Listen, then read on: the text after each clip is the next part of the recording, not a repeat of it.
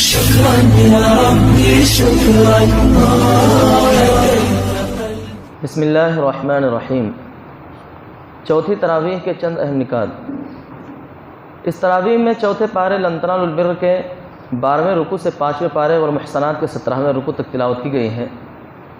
سب سے پہلے اللہ تعالیٰ سے ڈرتے رہنے کی ہدایت، جس نے سب کو ایک ہی جان سے پیدا کیا. تمام مرد اور عورتیں ایک ہی آدم و حوا کی اولاد ہیں. اسی وجہ سے خدا اور رحم یعنی خون کا رشتہ سب کے درمیان مشترک ہے. انہی دو بنیادوں پر اسلامی معاشرے کی عمارت قائم ہے. یتیموں کے حقوق ادا کرنے کی تاکید کی. اس معاملے میں کسی قسم کی ہیر پھیر اور رد و بدل کو سختی سے منع کیا گیا. اس موقع پر یتیموں کے حقوق کے تحفظ کے نقطہ نظر ان کی ماؤں سے نکاح کی اجازت دی. عربوں میں بیویوں کی تعداد پر کوئی پابندی نہیں تھی. اس موقع پر 4 تک تعداد کو محدود کر دیا گیا اور یہ شرط لگائی گئی کہ ان کے حقوق کی ادائیگی اور مہر میں کمی نہیں ہونی چاہیے. وراثت کی تقسیم کے ضابطے کی تفصیل بتائی تاکہ سب کے حقوق متعین ہو جائیں. نمبر 1، میراث میں صرف مردوں ہی کا حصہ نہیں ہے بلکہ عورتیں بھی اس کے حقدار ہیں، اگرچہ ان کا حصہ مرد کے نصف ہے. نمبر 2، میراث بہرحال تقسیم ہونی چاہیے، خواہ وہ کتنی ہی کم ہو، حتیٰ کہ اگر مرنے والے نے 1 گز کپڑا چھوڑا ہے اور 10 وارث ہیں تو بھی اسے 10 حصوں میں تقسیم ہونا چاہیے. نمبر 3، وراثت کا قانون ہر قسم کے اموال و املاک پر جاری ہوگا، خواہ وہ منقولہ ہوں یا غیر منقولہ، یعنی جو ادھر سے ادھر منتقل ہوتی ہوں اور جو ادھر سے ادھر منتقل نہ ہوتی ہوں، زرعی ہوں یا غیر زرعی، آبائی ہوں یا غیر آبائی. تمام املاک کو ورثہ میں شرعی طور پر تقسیم کرنا ضروری ہے. نمبر 4، قریب تر رشتہ دار کی موجودگی میں بعید تر رشتہ دار میراث نہ پائے گا، یعنی جو مرنے والے سے سب سے زیادہ قریب رہے گا سب سے پہلے اس کو میراث میں حصہ دیا جائے گا، اس کے بعد جو اس سے قریب ہے، پھر اس کے بعد جو اس سے قریب ہے. اس طرح سے وراثت کی تقسیم ہوتی ہے. وراثت میں ہر ایک کا حصہ متعین کرنے کے بعد بتایا گیا کہ یہ تقسیم اللہ تعالیٰ کے کامل علم کی بنیاد پر ہے. تمہیں نہیں معلوم کہ کون کتنا قریب ہے اور کون کتنا دور. نیز یہ احکامات اللہ تعالیٰ کی طرف سے فرض قرار دیے گئے ہیں. یہ اللہ کے حدود ہیں، جو ان پر عمل کرے گا اور سب کو حق شرعی کے مطابق دے گا، اللہ تعالیٰ اسے اپنی بیش بہا جنت میں داخل فرمائے گا، وہ اس میں ہمیشہ رہے گا. اور یہ بڑی کامیابی ہے. اور جو لوگ اللہ کے ان احکامات کی خلاف ورزی کر کے وراثت سے محروم کرے گا، اور جو اللہ کے ان احکامات کی خلاف ورزی کر کے وراثت سے محروم کرے گا، دوسروں کا مال ناجائز طریقے سے کھائے گا، گویا ان حدود کو توڑے گا، تو اللہ تعالیٰ اسے آگ میں ڈالے گا جس میں وہ ہمیشہ رہے گا، اور اس کے لیے رسوا کن سزا ہے. یہ احکامات اس لیے ہیں کہ کوئی طاقتور فریق کمزور کو اس کے حق سے محروم نہ کر سکے اور آپس میں ظلم و حق تلفی کے جھگڑوں کو روکا جا سکے. اس بات کا اعلان کہ عورت مال وراثت نہیں ہے. عربوں میں دستور تھا کہ سوتیلی ماں بیٹے کے ورثے میں مل جاتی تھی. اس سے منع کیا اور یہ بھی بتایا کہ عورتوں کو دیا ہوا مال ان سے واپس لینے کے لیے تنگ نہ کرو. پھر ان عورتوں کی تفصیل جن کے ساتھ نکاح ناجائز ہے وہ یہ ہیں. نمبر 1، مائیں، نانی دادی خواہ سگی ہوں یا سوتیلی. نمبر 2، بیٹیاں، پوتی پڑپوتی نواسی سگی سوتیلی. نمبر 3، بہنیں، خواہ سگی ہوں، ماں شریک بہن ہوں یا باپ شریک بہن، تینوں اس حکم میں یکساں ہیں. نمبر 4، پھوپھیاں. نمبر 5، خالائیں. نمبر 6، بھتیجیاں. نمبر 7، بھانجیاں سگی ہوں یا سوتیلے. نمبر 8، رضاعی مائیں جن ماؤں کا دودھ پیا ہو. نمبر 9، دودھ شریک بہن. اس امر پر امت کا اتفاق ہے کہ ایک لڑکے یا لڑکی نے جس عورت کا دودھ پیا ہو اس کے لیے وہ عورت ماں کے حکم میں ہے اور اس کا شوہر باپ کے حکم میں ہے. اور وہ تمام رشتے جو حقیقی ماں اور باپ کے تعلق سے حرام ہوتے ہیں رضاعی ماں باپ کے تعلق سے بھی حرام ہو جاتے ہیں.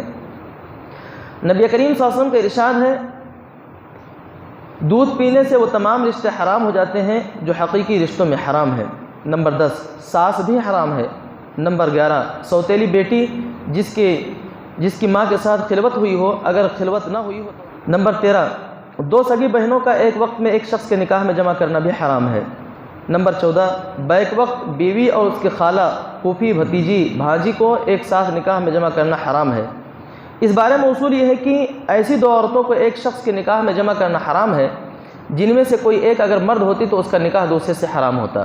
نمبر 15، وہ عورتیں بھی حرام ہیں جو کسی دوسرے کے نکاح میں ہوں، البتہ ایسے عورتیں اس سے مستثنیٰ ہیں جو جنگ میں بادی بن کر آئیں.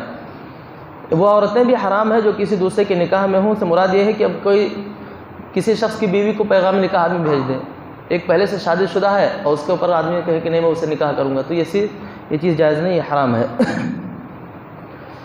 اسی طرح سے وہ عورتیں بھی حرام ہیں جو کسی دوسرے کے نکاح میں ہوں، البتہ ایسی عورتیں اس سے مستثنیٰ ہیں جو جنگ میں بادی بن کر آئیں۔ ان عورتوں کے سوا تمام عورتیں تمہارے لیے حلال ہیں بشرطے کہ تم ان کے مہر ٹھیک ٹھیک ادا کرو۔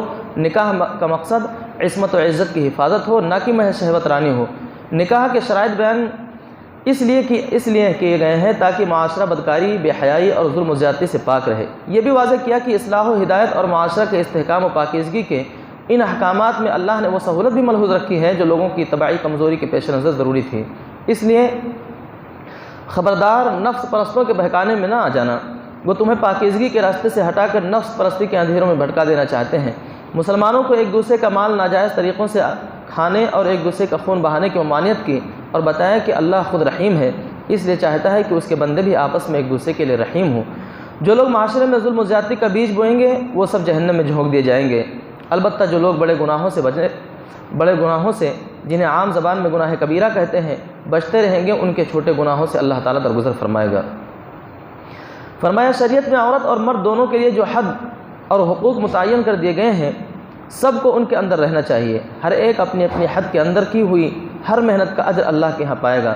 خاندان اور معاشرے میں سربراہی اور قوامیت کا مقام مرد کو دیا گیا کیونکہ اپنی پیدائشی صفات اور خاندان کی کفالت کا ذمہ دار ہونے کی وجہ سے وہی اس کے لیے موضوع ہے۔ نیک بیویاں اس کا احترام کریں اور جن عورتوں سے سرکشی کا اندیشہ ہو تو ان کے شوہر انہیں نصیحت کریں۔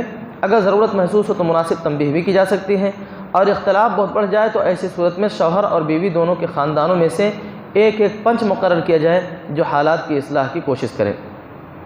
یہ طلاق سے پہلے کے جو حالات بتائے گئے ہیں کہ فوراً آدمی نے طلاق نہیں دینا چاہیے کہ تھوڑی سی لڑائی ہو گئی، کچھ مسئلہ ہو گیا تو فوراً طلاق طلاق طلاق کہہ دیے، بلکہ یہ جو یہاں پر بات بتائی گئی ہے کہ سرکشی کا اندیشہ ہو تو ان کو نصیحت کیا جائے، انہیں تنبیہ کی جائے، اختلاف بڑھ جائے تو پنچ بلایا جائے، یہ تمام کارروائی ہونی چاہیے، اس کے بعد پھر معاملہ آگے بڑھنا چاہیے۔ لیکن یہ چیزیں نہیں ہو رہی ہیں، ڈائریکٹ طلاق کی باتیں ہوتی ہیں جس کی وجہ سے بہت سارے مسائل کھڑے ہوتے ہیں۔ اللہ تعالیٰ نے والدین، اقربا، یتامہ، مساکین، پڑوسی، رشتہ دار ہوں یا نہ ہوں یا عارضی اور وقتی، مسافر اور ماتحت سب کے حقوق پہچاننے اور ادا کرنے کی تاکید کی ہے۔ اللہ کو وہی بندے پسند ہیں جو متواضع اور نرم مزاج ہوں، وہ ان لوگوں کو پسند نہیں کرتا جو اکڑنے والے، کنجوس اور کنجوسی کا مشورہ دینے والے ہوں۔ اس طرح وہ بھی پسند نہیں جو اللہ کے خوشنودی کے بجائے لوگوں کو دکھانے اور ناموری کے لیے خرچ کریں۔ یاد رکھو، لوگوں کے حقوق ادا کرنے اور اللہ کی راہ میں خرچ کرنے والے کبھی گھاٹے میں رہنے والے نہیں ہیں، ان کے لیے اللہ کے یہاں بڑا اجر ہے۔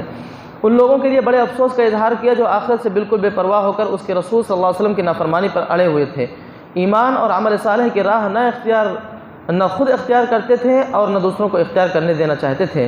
پھر تنبیہ کی کہ اس آخری رسول محمد رسول اللہ صلی اللہ علیہ وسلم کے ذریعے تبلیغ کا حق ادا ہو چکا ہے، جو اب بھی نہیں سنیں گے وہ سوچ لیں کہ ایک دن ایسا آنے والا ہے جس دن اللہ تعالیٰ سب رسولوں کو ان کی صفوں پر گواہ ٹھہرا کر پوچھے گا کہ تم نے اپنی امتوں کو کیا دعوت دی اور انہوں نے کیا جواب دیا۔ پھر یہی سوال اس آخری امت کے متعلق آخری رسول محمد رسول اللہ صلی اللہ علیہ وسلم سے بھی ہوگا۔ وہ دن ایسا ہوگا کہ نہ کسی کے لیے کوئی جائے پناہ ہوگی اور نہ کوئی شخص کوئی بات چھپا سکے گا۔ اس تنبیہ کے بعد اللہ تعالیٰ کے سب سے بڑے حق یعنی نماز کے بعد آداب و شرائط بتائے۔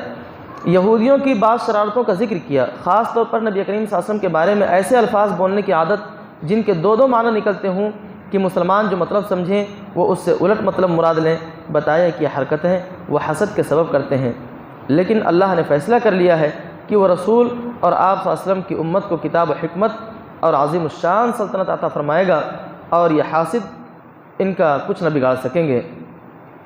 چنانچہ دنیا نے دیکھا کہ عرب کے بدو اٹھے، رسول اللہ صلی اللہ علیہ وسلم کا دامن تھاما اور 800 برس دنیا کی امامت کی۔